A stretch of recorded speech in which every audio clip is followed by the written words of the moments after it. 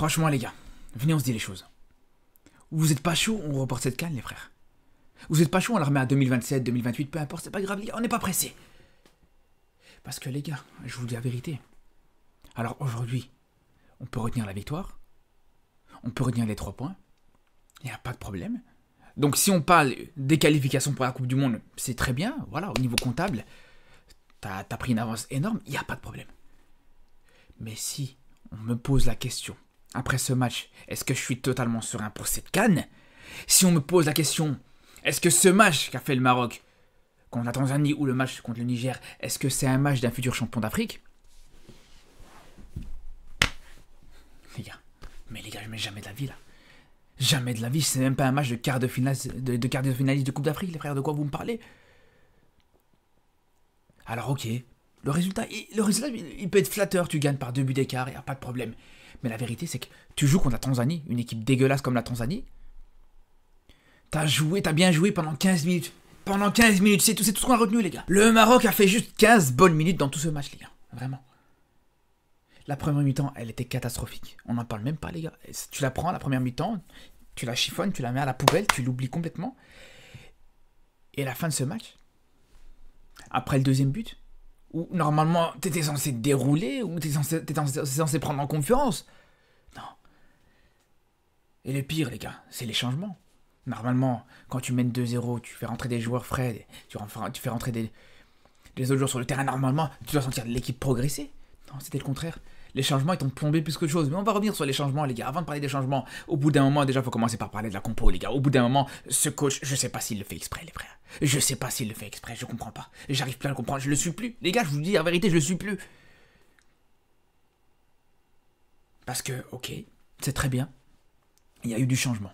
Il y a eu des très bons changements entre le match contre le Niger et ce match-là. Il y a eu des très bons changements dans le 11. Il l'a dit lui-même, voilà, il y a des joueurs qui vont bousculer la hiérarchie, il y a des joueurs qui vont un petit peu sauter. Et on a vu, c'était le cas pour, par exemple, Ounahi. Donc ça, c'est une très bonne chose. Quand tu as vu Saibari et El Khanous titulaire, on s'est dit, enfin, les gars, quand même, il était temps.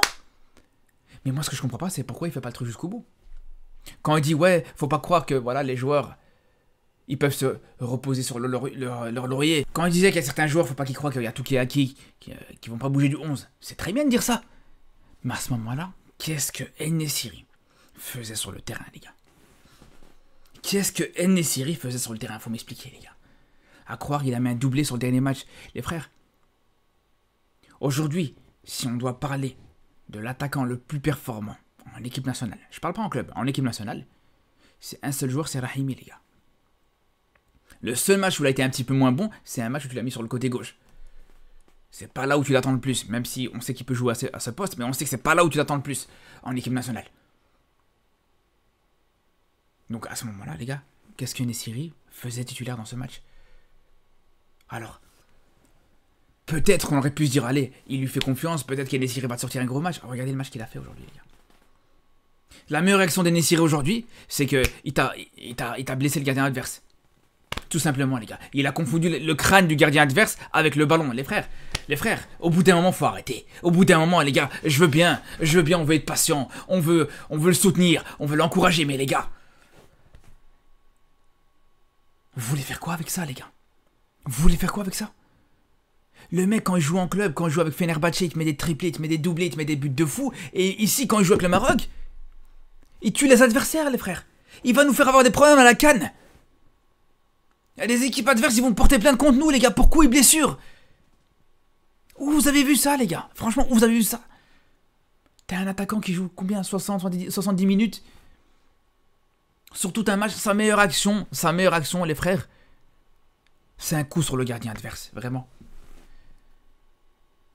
Même en dehors de ça, les gars, quand je vois, vraiment, blague à part, là où En-Nesyri est bon, et ça, vraiment, on peut le souligner, les frères, c'est sur son travail défensif. À un moment donné, il fait un retour défensif, il réussit un tacle, les gars, il récupère le ballon. Franchement, c'était exceptionnel. Et je vous le dis premier degré, les frères. Tout comme sur le dernier match, sur plusieurs coups de pied arrêtés du Niger, on a vu En-Nesyri s'imposer sur des coups de pied arrêtés défensifs. mettre la tête sur des coups de pied arrêtés défensifs et gagner des duels sur des coups de pied arrêtés défensifs. Donc au bout d'un moment, quand je vois ça, je me dis peut-être que c'est lui notre nouveau défenseur central, les gars. Peut-être qu'il faudrait le tenter à la place d'Aguerd au bout d'un moment. Si tu veux absolument le mettre titulaire, mets-le en défense centrale, frère, c'est bon. Là, les gars, c'est trop. Les gars, c'est trop, vraiment. Alors, ok, peut-être Rahimi, t'es peut-être pas fan, y a pas de problème, vas-y. Ok, pourquoi pas. Mais Igaman, aujourd'hui, je vous dis la vérité, les gars. Igaman, sur ce rassemblement, il s'est fait... Allez, je veux pas dire. Il s'est fait cracher dessus, les gars. Il s'est fait cracher dessus, les frères. Regragui, il a dit, vas-y, Igaman, viens, je te convoque. Il a dit, vas-y, mets-toi en face de moi. Et il lui a sorti le plus gros cramolard, les gars. Il lui a sorti le plus gros crachat, il lui a mis dans sa figure, les frères. À Igaman. Parce que quand on voit Igaman qui est performant, qui est ultra performant, ok, un peu moins sur ces derniers matchs, même s'il a marqué un très beau but dans le match le plus important et le plus difficile du championnat écossais. Il faut quand même préciser ça. Mais bref, ce qu'il a fait en début de saison, les frères, ce qu'il a fait en début de saison, ce qu'il fait en club, mais ça mérite tous les jours de le voir un peu plus que 10 minutes au moins. Sur un rassemblement, 10 minutes en 2 matchs, mais franchement, c'est un manque de respect énorme. Quand il te dit déjà en conférence de presse que si El Kaabi n'était pas convoqué, si El Kaabi n'était pas blessé, il n'aurait pas convoqué Igaman, déjà là, ça va annoncer la couleur. Mais je m'attendais à ce qu'au moins il lui donne sa chance, les gars. Il l'a quasiment pas fait jouer, les frères. À croire que t'as R9 et Lewandowski sur le terrain, à croire que t'as R9 et Suarez. Ah, les gars, franchement, je suis dépassé, les frères. Vraiment, je suis dépassé. Mais t'as le cas Enesiri, mais c'est déjà une chose. Mais Abdé, faut m'expliquer, les gars. Abdé, qu'est-ce qu'il faisait titulaire aujourd'hui? Qu'est-ce que Abdé foutait titulaire aujourd'hui dans ce match, les frères? Tu le fais rentrer sur le dernier match, il te fait une entrée cataclysmique. Il te fait une entrée horrible. Horrible! Et c'est marrant parce qu'il y en a certains, et franchement c'est ça qui est paradoxal. Quand je discute avec certains supporters du Maroc, il y en a qui sont persuadés qu'Abdé a fait un bon match parce que quand Abdé est rentré, le Maroc a commencé à devenir performant, le Maroc a marqué, etc. Mais c'est parce qu'Abdé est rentré en même temps que Saibari, en même temps que d'autres joueurs, et que voilà, c'est l'ensemble, c'est un tout qui a fait que le Maroc a été meilleur, mais c'est en aucun cas l'entrée d'Abdé qui a fait que sur le dernier match, t'as été meilleur. Mais jamais de la vie, mais vous avez vu les pertes de balles, le nombre de pertes de balles qu'a fait Abdé sur le dernier match contre le Niger. Pour que tu le mettes titulaire encore une fois aujourd'hui, et au final, t'as eu plus ou moins la même chose. Il t'a rien proposé. Aujourd'hui, Abdé, c'était encore une fois très mauvais. 3 centres, c'est tout ce qui réussit, les gars, aujourd'hui. 3 centres sur tout le match. 3 centres sur 10 centres, hein, les gars. 3 centres sur 10. C'est pas 3 centres sur 5 ou non. 3 centres sur 10. C'est tout ce qui réussit, les frères, dans ce match. Il a rien réussi d'autre. Et les gars, quand je vous dis qu'il rate ses centres, la plupart de ses centres, il les rate. C'est pas qu'il les rate, mais voilà, c'est de très peu. Ouais. Les gars, quand on voit une action comme ça, les gars, on voit que Abdé, il récupère le ballon. Il arrive à récupérer le ballon dans cette défense tanzanienne. Franchement, il fait le plus dur. Il a des solutions avec Enesiri et Saibari en retrait. Le mec, il a le choix. Soit un petit décalage. Passe très simple pour Enesiri ou pour Saibari. Il voit qu'il n'y a personne au deuxième poteau. Il va mettre un centre de toutes ses forces au deuxième poteau, les frères. Vous voulez faire quoi avec ça, les gars, sérieusement? Vous voulez faire quoi avec ça? Ce mec a un QI football qui est négatif, les frères. Je suis désolé. Je suis désolé, les frères. J'ai été le premier à le défendre à un moment donné, mais au bout d'un moment, on peut plus rien pour lui. On peut vraiment plus rien pour lui, les frères. Je suis désolé. De temps en temps, c'est vrai qu'il peut te sortir des matchs de fou. Il peut vraiment... On l'a vu pendant les JO. Mais au bout d'un moment, les gars. Déjà, sa saison, elle est compliquée. Et on l'a vu, les gars. On l'a vu, les frères. En Liga, on voit très souvent, c'est compliqué. Ce genre de choses, c'est ce qu'il fait tout le temps en Liga, les frères. Des choix toujours catastrophiques. Il te prend toujours la pire décision possible. Et on le revoit encore une fois dans ce match-là. Et regardez, juste une chose, les frères. Juste une chose. Sur le coup de pied arrêté en première mi-temps. Déjà, pour commencer, plus jamais ne faites tirer Abdé des coups de pied arrêtés. Moi, je comprends pas, les gars. C'est celui qui te rate le plus de centres. Et c'est celui à qui tu fais tirer les corners et certains coups francs. Donc Abdé, les coups de pied arrêtés, c'est fini. On va rester sur El Kanous. Franchement, si on a bien un aujourd'hui à partir de maintenant qui doit être le tireur de coups de pied arrêtés, c'est El Kanous. Ou à la limite Brahim Diaz. Même si Brahim Diaz, je le préfère peut-être à la récupération ou des choses comme ça. Mais bref. Abdé, plus jamais. Allez, celle-là. C'est là, les gars, ils te préparent une combinaison, tu as l'impression, tu te dis, waouh, ils ont préparé un truc, ah, ouais, il va faire un truc intéressant. Je me suis dit, ah là, je me suis redressé, je me suis dit, ah, on va voir quelque chose d'intéressant. Tout ça pourquoi? Tout ça pour qu'ils te tirent sur le mur de la Tanzanie, les frères, vraiment, mais c'était dégueulasse, mais vraiment, quel match dégueulasse, les frères, je vous dis la vérité. Vraiment, il n'y avait rien de bon, il n'y avait rien de positif. Je vous dis, à part les premiers 15 premières minutes de la deuxième mi-temps, où ça a accéléré un petit peu, où ça... À part ça, les gars, c'était le néant. C'était vraiment pourri, les frères, faut dire la vérité. Après, voilà, il y avait certaines choses intéressantes et on va y revenir. D'ailleurs, ceux qui vont pas être d'accord avec moi, parce que je sais qu'il y en a encore beaucoup qui vont pas être d'accord avec moi, alors malheureusement, ce soir, il n'y aura pas de live. Il n'y aura pas de live ce soir, mais demain, donc la nuit de mercredi à jeudi, vers minuit, plus ou moins minuit et demi, on aura l'occasion d'en parler en live. Et vous pouvez venir en débattre là-dessus si vous voulez. Mais bref, tout ça pour dire, les gars. Pour moi, quand tu vois justement que dans cette attaque du Maroc, t'as que Brahim Diaz qui méritait d'être titulaire déjà pour commencer. Comment tu veux t'attendre à faire un match correct, les gars? Vraiment. Parce que ni Abdé, ni Enesiri, pour moi, méritent des titulaires. Il n'y avait que Brahim Diaz qui méritait. Et pour le coup, Brahim Diaz a fait ce qu'il pouvait. Pareil pour El Khanous et Saïbari. Dans ce contexte compliqué, comme je vous dis, avec un Abdé à côté de toi ou un Enesiri devant toi, c'est pas la meilleure manière de te mettre en valeur. Et d'ailleurs, il faut quand même préciser une chose, les gars, maintenant que j'y pense. Brahim Diaz, vous avez remarqué une chose?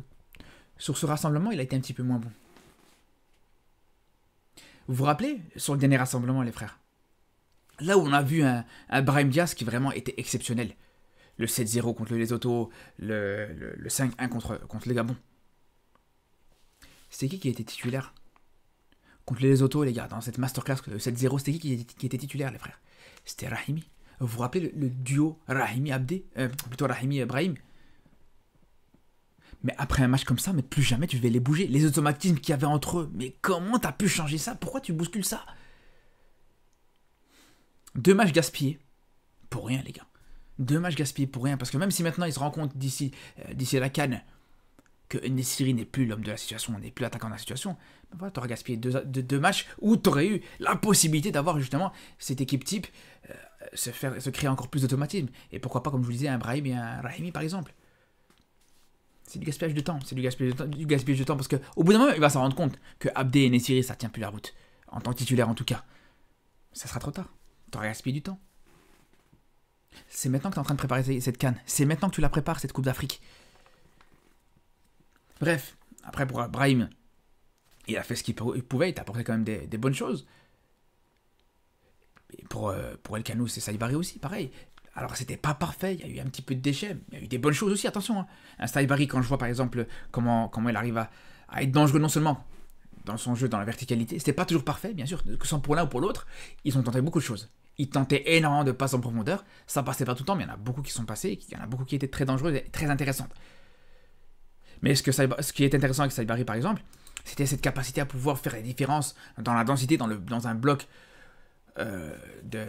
très compact de la Tanzanie, où il a cette capacité à pouvoir de réussir des 1 contre 1 comme ça, et à s'en sortir là, ici, avec un petit pont par exemple. C'est pas le petit pont que tu sors, voilà, juste pour amuser la galerie, le petit pont vraiment pour te créer un gros décalage. Et c'est pour ça, vraiment, le match de Saïbari, j'ai beaucoup aimé, tout comme le match, bien sûr, d'El Khanous, qui a été vraiment très très bon, qui a vraiment montré beaucoup d'envie aussi. Il a montré de la présence aussi, même dans le domaine aérien, même si on sait que c'est pas lui le plus à l'aise à ce niveau-là. Il a son corner qui est très bien tiré, qui donne le premier but du Maroc. D'ailleurs, petite parenthèse, mais t'arrives à être dangereux comme ça, quasiment. C'est que sur des coups de pied arrêtés où t'arrives à être dangereux réellement, là. On s'en rappelle, les gars, la victoire très flatteuse contre le Gabon, où tu gagnes 5-1, c'est grâce au fait que, voilà, t'as été très bon sur les corners, sur les coups de pied arrêtés offensifs. Mais bon, à la limite, voilà, dans ce match contre le Gabon, au final, t'as été largement meilleur, t'as été vraiment très très bon, même en dehors des corners. Mais là, aujourd'hui, voilà, tu gagnes sur un corner et sur un penalty.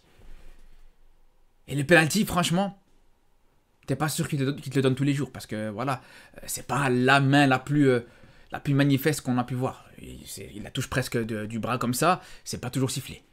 Mais bref. Donc les gars, cette victoire, je vous dis la vérité les frères, cette victoire, elle est loin d'être totalement rassurante.